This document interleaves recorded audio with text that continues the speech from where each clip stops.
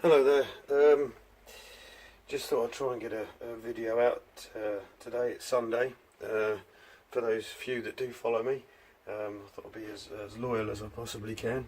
If excuse me, I do have a bit of a cold going on. My throat's a bit bad. Hopefully, I'll be able to keep yammering for a bit. Anyway, so what I was going to hopefully look at today was this distributor. It's from the Westminster. I forget what type it is. It's a Lucas distributor.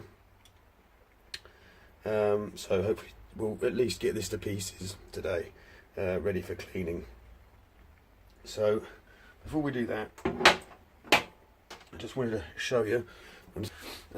Here's a book, and I like to show people the books that I've got and some of the automobilia that I have. This is I think this is a classic book, really. For those of you who are my age group, in their probably late 30s, early 40s, would have probably had an uncle or a granddad or someone that had this book, and you'll probably recognise it straight away when you see it. And if you don't, obviously it'll be new to you. This is the AA book of the car, and this is from a time when people could look after their automobiles by themselves, even if they were a novice. You didn't necessarily have to be a mechanic. You just had to probably know one end from a spanner from the other. So, just for anyone out there who is considering doing up a car and they're a bit worried, or worried about not having the experience, this sort of book will be really handy to you, because this is a book printed at a time when those sort of cars were on the road. That's what everybody had. So there's all sorts of things explained. So you can see that how the distributor works, how the contact breakers work in the distributor, how spark plugs work, how an automatic gearbox layout is, roughly, manual gearbox, if you can see that. There's obviously stuff in here that is probably not relevant to modern cars, but some of the basic things probably are relevant. The fact that cars have wheel seats and a steering wheel is probably one of them, but that might stop there. But yeah, there's lots of different things in there. Even shows you there about setting ignition timing and points. Doing brake shoes, basic body repairs. I don't know what else is in here. There's all sorts. But again, this sort of book is relevant to the cars that if you're a novice and you want to have a go at doing a classic car, the sort of basic things you need to know about how they work and how they're wired are in this book, and you can pick them up off of eBay. Excuse me, anywhere between £3 and £10, I guess, all depending on condition. They're not a particularly rare book. You find them at car boot sales, auto jumbles. There's probably thousands of copies still around, but it's a good book to have if you're a little unsure about anything with your project. It's talking about the distributor and basically how it works. So you have your parts wise, obviously you've got the main body that holds it all together. You have your vacuum advance unit. As far as I know, this is really only used idle. It just advances the timing using the intake vacuum, the intake manifold, and it just advances the timing a little bit in idle. When the engine starts to rev higher, there's actually a centrifugal set of weights in the bottom of the distributor unit that swing out, and they advance the timing. They basically move this base plate around, which sort of moves the contactors into the direction of the rotor arm advancing when the spark actually happens for each cylinder. So then, sort of jumping ahead a little bit, that's your set of points, that's your contact breakers there, or contact set. That's your rotor arm, and if you can see that, this cam has, obviously this is for a 6-cylinder engine. This has 6 points on it, or I guess you could say 6 lobes, and you can just see it there, opening and closing those points. So how it works, we have the coil. When you turn the ignition on, power is sent from the ignition key 12 volts to this positive terminal here. And on the end of this terminal, down inside the body of this coil, is the primary winding, which is connected to here. Power goes through the primary winding, creating a magnetic field with the iron core that's inside. So power goes through here, out this terminal,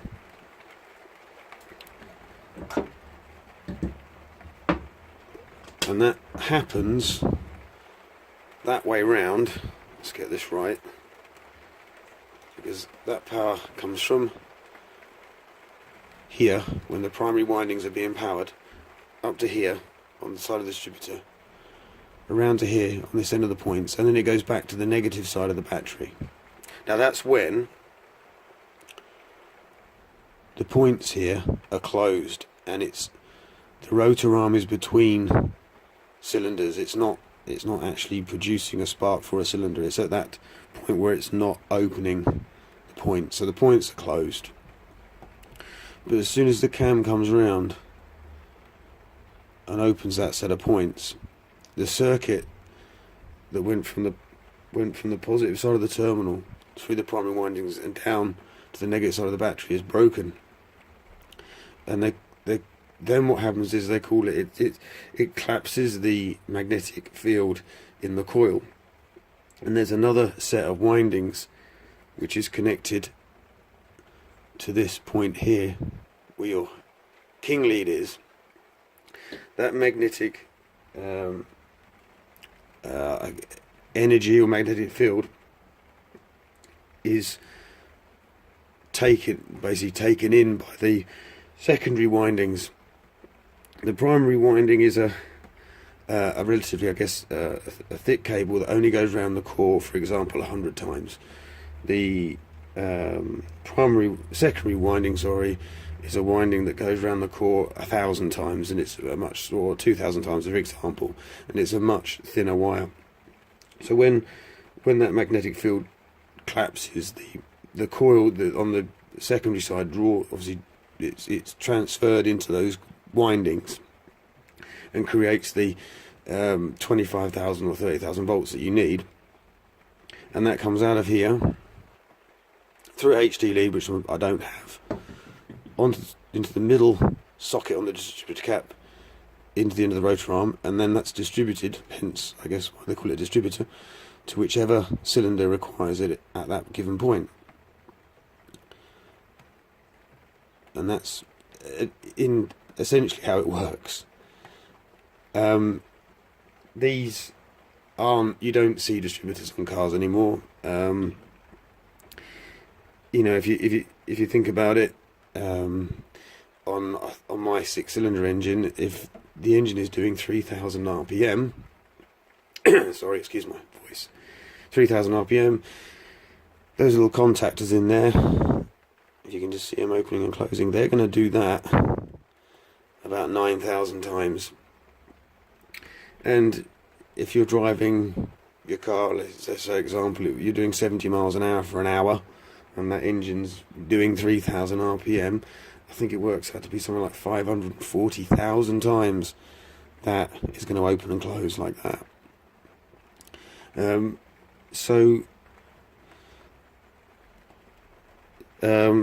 These things were prone to fail. You know, they are designed to do what they do, but they did fail. And one of the reasons I used to find they used to fail, when I had a car with points on driving it on a regular basis, the usual culprit was this here. This is called a condenser, and the condenser makes sure that you get a clean break here, so there's no arcing when the points come apart. And what used to happen is this used to fail, and then it would cook the points. It happened to me a couple of times with the cars that I had at the time. And obviously in the development of things, people wanted more performance out of cars, engines that had more cylinders, could rev faster. The points, they just became obsolete. So essentially now, you know, under your bonnet, this has been taken over by a sensor in the side of your engine, either probably a crank shaft positioning sensor and combined with a camshaft positioning sensor. This and a coil pack. So this is now redundant. This is no longer required because electronics have taken over. My plan is I'd like to reuse it. I'll probably keep the points for now because they are good and that's what I've got. But I wouldn't mind seeing how much illumination kit would cost to fit in this, just to make it a little bit more reliable. But for the engine test when it's on the bed, I know this works. I'll probably just put these back in. So let's have a go at taking it to pieces and see what we find. These are quite handy as well if you can get your hands on a set. These are called, I think they're called BA spanners. I'm not sure what BA stands for, but they're quite an old set. Someone gave me a long time ago. But they're handy sizes for dealing with points, the nuts on points.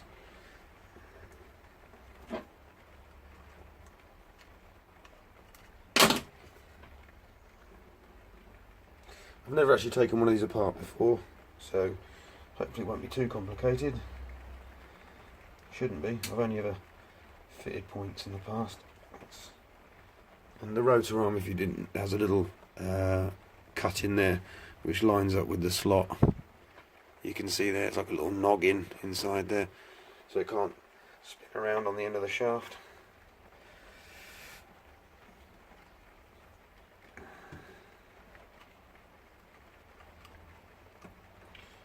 Insulated piece.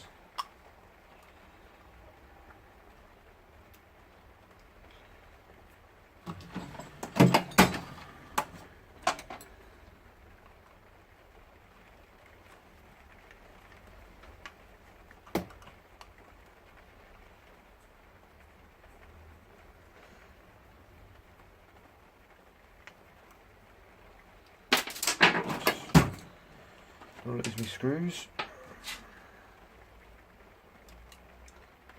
I had to solder this before because it actually broke when the engine was in the car and I was originally trying to test it. It sits almost like insulated block.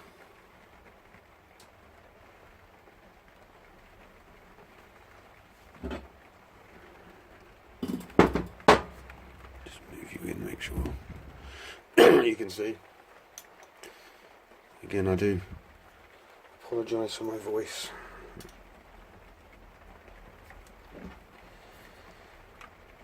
The other thing that happens with these is, actually you can see when I turn that, you can see the base plate moving there.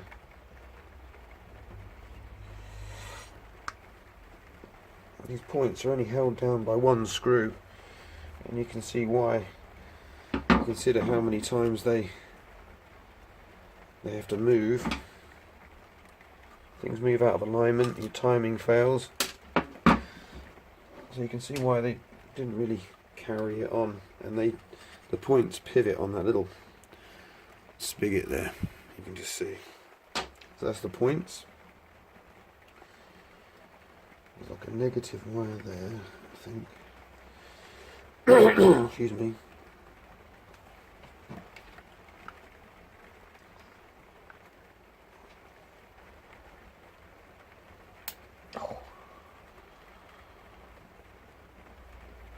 It's the only problem, you get steel into aluminium, which doesn't always work. You get a reaction between, there's probably a technical term for it, but I don't know what it is, but you get a reaction between the two types of material and they corrode together. I think that's going to come undone. Excuse me. So we have that lead there, look. It goes from the base plate to the body.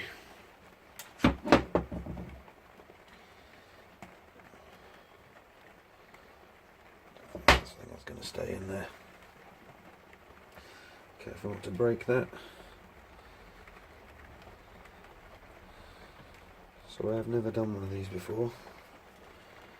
I have a spring that's attached to the back side of that, and I think to get that off, I think you have to unwind this fully. This advance and retard device. I don't have a lot of WD-40.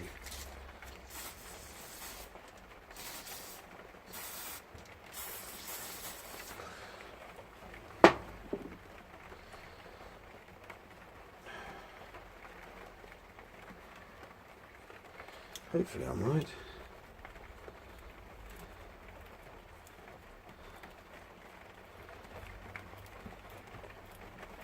I would think that's threaded to some degree. It just probably hasn't been moved for eons. Spring inside there. You can actually see that or not. You can just see it. It's there. And that connects this base plate to this vacuum advance unit. So I've got to get it out. I hope. If it comes off, that is. Try taking that second screw out. See if we can hook the bed off that way.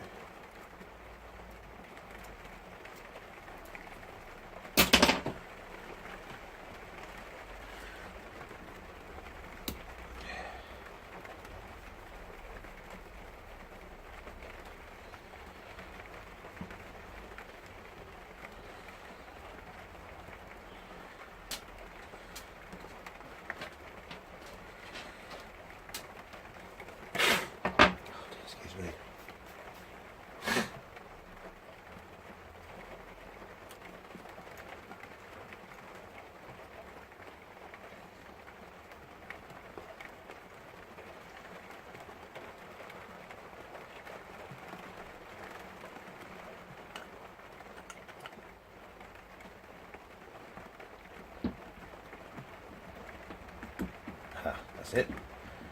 So we've drawn that.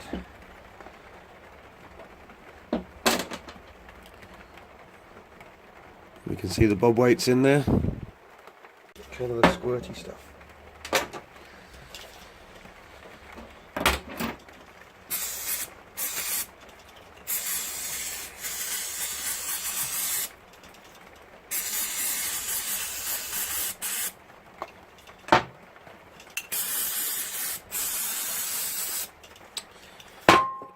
So quickly.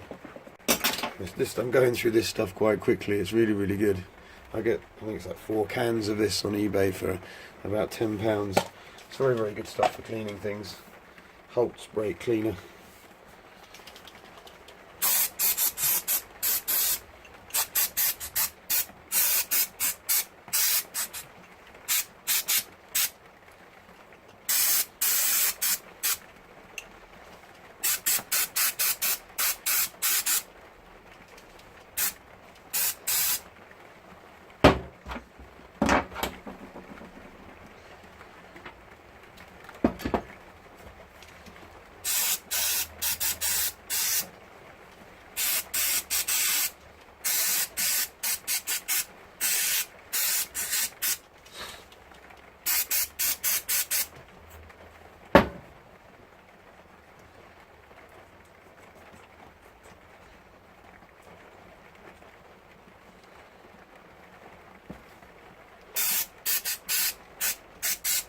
For now, just gets the worst of it off. New rag.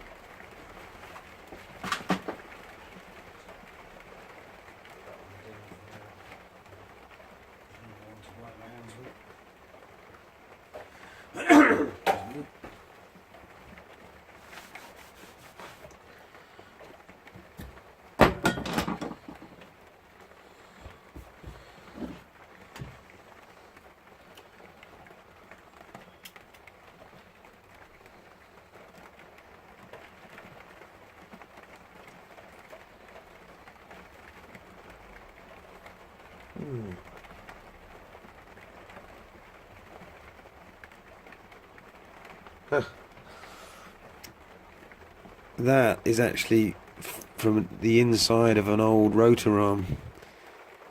They sit inside. I don't know whether this new one has it in. Yes, it's... You can just see it there, that little piece of metal. Just there. This light's pretty poor. Just there. So that's what that is.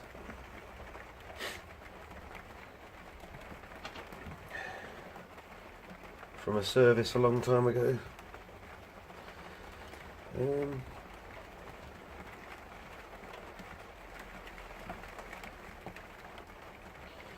Not sure how you take these apart now.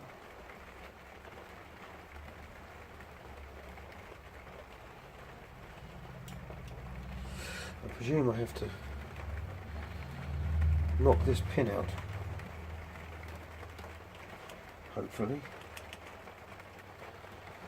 Try to support it as best as I can.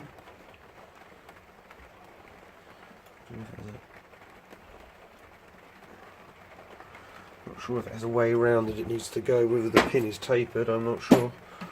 Just have to give it a try.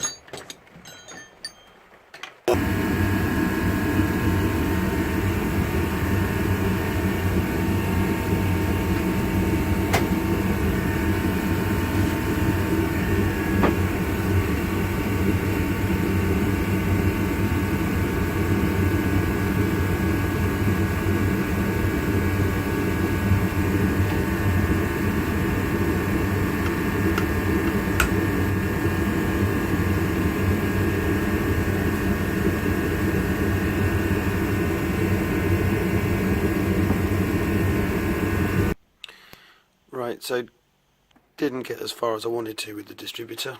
Having real troubles trying to get this pin out at the moment. I've already bent a punch trying to get it out. I want to get it out because I think it's the only way you can extract the whole shaft through the body, which will obviously reveal all this counterweight system that's attached by pulling the whole lot through, because obviously I want to strip the whole thing down to clean it. The other thing is, I've tried clamping this in a vise, which obviously is the only way I can do it to try and knock that out or put any kind of force behind it.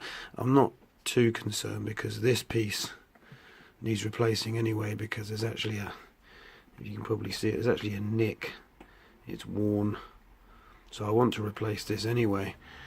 So I've tried gripping it in a vise and trying to punch this out. Tried doing it both ways because I'm not sure which way that, if that drift is or pin is tapered, but it doesn't seem to want to come out. It's in there really tight. I've tried just warming this up gently, and it doesn't want to come out. So we'll just have to see if it's possible to get these. I know I can get one of those, but whether I can get the pin that goes in there, if I can, I may have to be a little bit of, I don't want to be aggressive with it, but maybe I may have to either get it machined down or ground down so I can get down to a point where I can knock the pin out easily. So we'll just have to see how it goes, but that's as far as I got with that. Okay, so hopefully I'll have an update on that soon. Thanks a lot. Cheers. Bye now.